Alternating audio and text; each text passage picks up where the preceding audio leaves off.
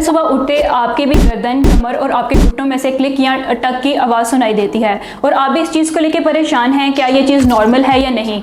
अगर आप भी इस चीज़ को लेकर परेशान हैं तो ये वीडियो आपके लिए है। अक्सर औकात हमारे बैक या हमारे घुटनों में से क्लिक या टक की आवाज़ इसलिए आती है क्योंकि हमारे जॉइंट में मौजूद फ्लूइड में गैस बबल्स बन जाते हैं, जिनके फटने या बनने की वजह से हमें जो है ये क्रैकिंग साउंड जो है वो सुनाई देते हैं। लेकिन अगर इस आवाज़ के साथ आपको सोजिश अपने जॉइंट्स में फील होती है, आपको चलते फिरते आपकी मूवमेंट रिस्ट्रिक्ट होती है या आपको स्टिफनेस फील होती है, तो हो सकता है इसमें आपका कार्टिलेज डैमेज या आपके लिगामेंट्स में किसी भी किस्म की इंजरी हो या आप आर्थराइटिस की तरफ जा रहे हो। अगर आप भी इन मामलात को लेकर परेशान हैं या आपको भी ये सिम्टम्स जो हैं वो आ रहे हैं, तो आज ही ऑर्थो केयर क्लिनिक को विजिट करें, अपनी प्रॉपर असेसमेंट करवाएं और अपना ट्रीटमेंट शुरू करवाएं। Thank you.